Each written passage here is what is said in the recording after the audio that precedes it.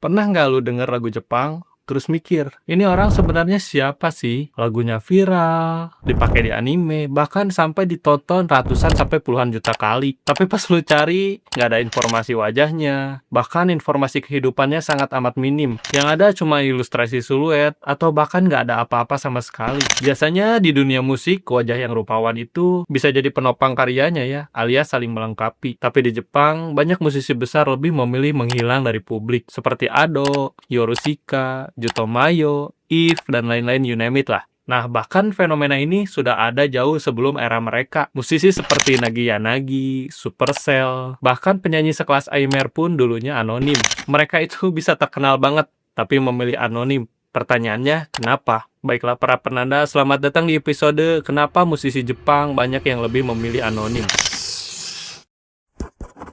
Ya, sebelum lanjut ke materi, udah lama juga nih nggak ngupload konten panjang. Soalnya laptop gue rusak ya guys ya. Udah dibawa ke service center, tapi katanya mainboardnya rusak. Jadi sekarang masih proses penggantian unit baru ya. Syukurlah masih bisa garansi. Ya, semoga bisa cepat balik lah biar kontennya proper lagi. Kalau sekarang seadanya pakai mic murah lah ya, semoga nggak mengurangi kualitas lah ya. Yap, dan ini pun nanti diedit pakai CapCut. Ya, pokoknya semangat lah ya. Oke, makasih. Kita lanjut ke materi.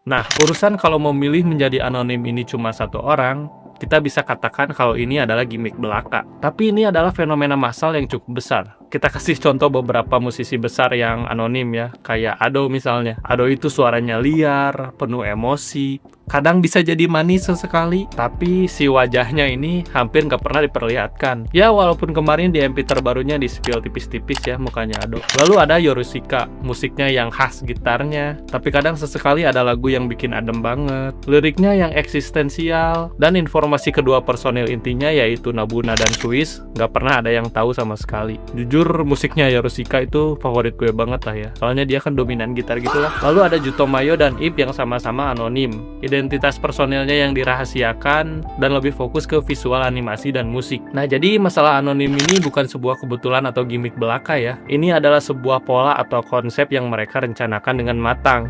Dan pola ini lahir dari sesuatu yang lebih dalam dari hanya sekedar ingin terlihat misterius. Di Jepang ada budaya lama yang kuat, jadi karya itu lebih penting daripada siapa yang membuatnya. Makanya nih kalau kalian sadar, penulis atau mangaka itu pakai nama pena. Kayak Eiichiro Oda nih yang sampai sekarang wajahnya masih menjadi teka-teki, nggak tahu mas-mas ini atau bukan. Terus biasanya seniman itu pakai nama alias, bukan nama aslinya. Sampai ke fenomena musisi yang kita bahas menyembunyikan identitas sekarang. Jadi bukan karena takut, tapi mereka ingin pendengar lebih fokus ke karyanya, bukan ke hal-hal lain. Jadi Yorushika pernah menyampaikan dalam wawancara resminya bahwa mereka itu ingin pendengar lebih fokus ke musik, bukan ke rupa wajah, gaya hidup, atau gosip personal. Ya, yang seperti kalian tahu lah, biasanya kan musisi itu terkenal rock and roll, gaya fashionnya yang modis, dan lain-lain lah. Jadi nggak akan tuh musisi anonim ini dibahas ke acara gosip kayak ke silet, insert, yang ribet banget ngurusin kehidupan artis. Minum dulu. Wait a minute. Who are you? Jadi anonimitas di sini bukan karena ingin menutupi kekurangan ya. Ya, you know what I mean, bukan karena mukanya jelek atau hal-hal lain. Tapi ini adalah sebuah sikap. Sekarang kita coba masuk ke bagian yang lebih dark. Industri musik Jepang itu biasanya terkenal dengan standar visual yang ketat, image atau citranya yang dikontrol dengan ketat, bahkan sampai ke ekspektasi publik yang kejam. Dan biasanya kalau kamu tidak cukup cantik, tidak cukup menjual, atau bahkan tidak sesuai dengan pasar, maka bakat lu itu sering diremehkan, atau bahkan gak dianggap sama sekali. Nah, jadi anonimitas di sini bisa jadi sebagai jalan keluar. Kayak Ado lah contoh yang paling jelas. Suara Ado itu kan kayak marah-marah kayak orang psycho gitu kan. Kadang terdengar kayak yang frustrasi, terus liar. Nah, jadi dengan menyembunyikan wajahnya, Ado bisa tetap jadi karakter dirinya sendiri, alias tidak dipaksa menjadi persona yang ia nggak mau. Ya biasalah ya, kadang kan industri hiburan itu butuh karakter. Ya kayak orang yang sifatnya dibuat-buat misalnya demi menaikkan karirnya. Nah, dengan anonimitas ini, mereka bisa menjaga keoriginalitasan mereka tanpa ada embel-embel meniru orang lain. Anonim ini bisa jadi perlindungan dari dunia industri.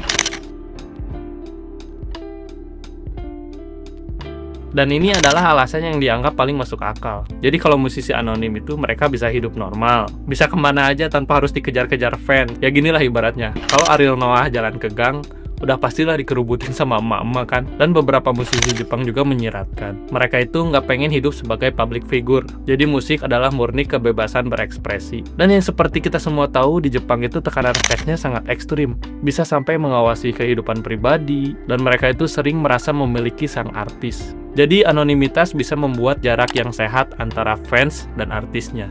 Bukan karena mereka benci fans ya, tapi karena mereka ingin tetap waras. Nah, ini segmen yang mungkin lagi rame ya. Banyak musisi anonim itu lahir dari Nico Douga, YouTube, bahkan skena Vocaloid sampai VTuber. Ya kalau di Indo yang paling terkenal Kobo Kanaeru lah ya. Di dunia musik era internet ini, memakai avatar itu adalah hal yang wajar. Nama samaran itu ya udah biasa lah ya. Jadi yang dinilai itu murni ke hasil karyanya.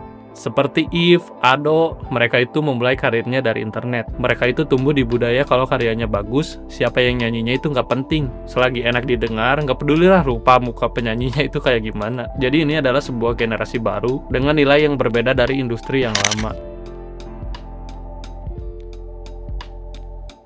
Ini poin yang cukup penting. Musisi anonim itu bukan berarti mereka nggak mau terkenal ya, atau anti terkenal. Mereka itu hanya ingin memisahkan antara karya dan kehidupan pribadi. Bisa mengontrol sejauh apa sih publik bisa masuk ke dalam ranah pribadinya mereka. Tapi mereka tetap kok konser kayak musisi biasanya, rilis album, punya merchandise, masuk ke chart Spotify, bahkan sampai dipakai di anime dan di iklan. Cuman bedanya ya mereka dikenal lewat karyanya, bukan wajahnya. Dan kalau menurut gue ya, mungkin dengan cara ini karya mereka bisa dikenal lebih lama, dan mungkin juga lebih tahan lama. Di dunia yang semakin terobsesi pada wajah, Jepang justru melahirkan musisi yang memilih untuk tidak terlihat. Bukan karena malu atau karena takut, tapi karena mereka sadar, ketenaran kadang bisa mengambil lebih banyak daripada yang diberikan. Dan mungkin di balik semua ini ada pesan sederhana. Musik tidak butuh wajah yang rupawan untuk menyentuh hati manusia. Anjay. Yap, itu dia video kita kali ini. Ya kerasa ya, channel ini udah nyampe lebih dari 4.000 sub.